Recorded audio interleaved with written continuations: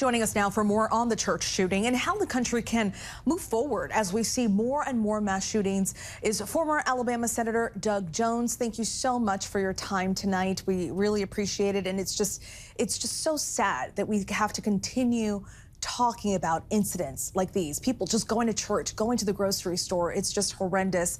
This shooting was just a little more than a mile away from your house and so close to where your kids go to school. Talk to us about your community, which is a suburb of Birmingham, and what is your community going through right now?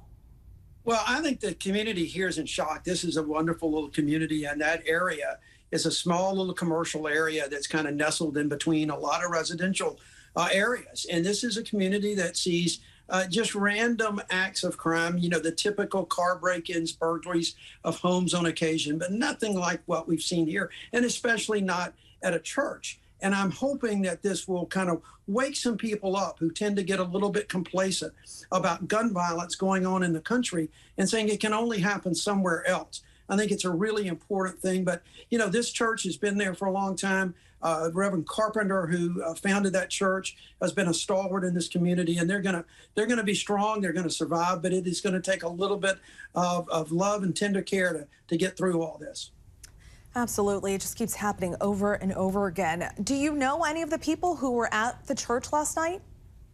You know, I don't know any of the people at the church. You know, interestingly, I think I've met this guy that actually did the shooting last night. Really?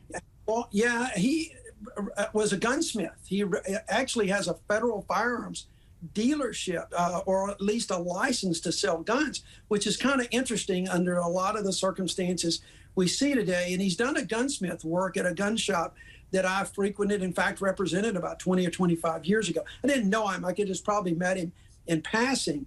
But the fact that he is a licensed gun dealer and then would just show up at a church that he didn't go to and just randomly pull out a pistol. And this was an elderly group. The victims here are all in their 80s. I mean, it is just stunning to this community about how they did it. And I did not know any of the victims who lived in different places around the community.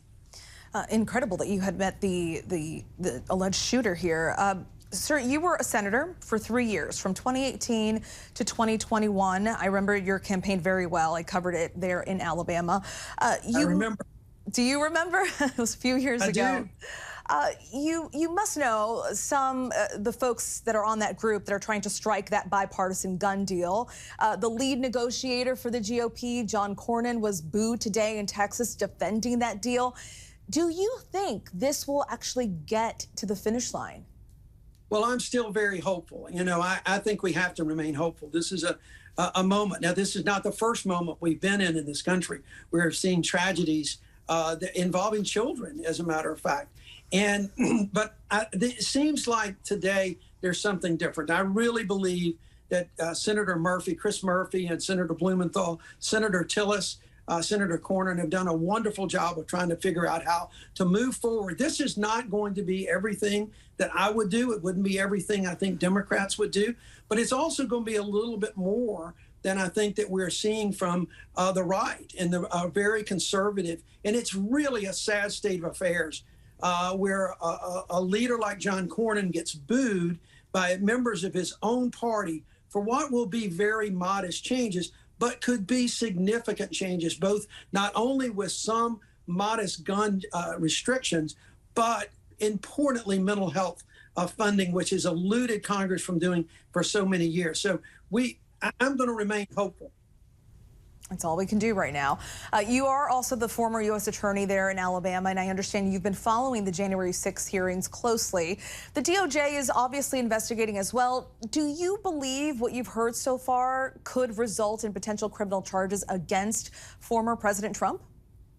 Well, certainly it could, Stephanie. I mean, I think right now we've still got a little ways to go. What folks often not really fully realize is that so much of what you've seen with the committee can't be used as evidence in a criminal trial. You've got to have someone there to cross-examine witnesses. And so I think the DOJ's got a little ways to go. Obviously, this is building one hell of a platform for them, you know, with all of the testimony that is under oath testimony that they have. that's very important to have that under oath testimony. So I think they're building an interesting potential case for Department of Justice, but there's a lot of things that go into it before you make a final decision on either a former president or any of his top aides. We'll see how it all plays out. Senator Doug Jones, thank you so much for your time tonight. Good to see you again. Good to see you, Stephanie. Take care.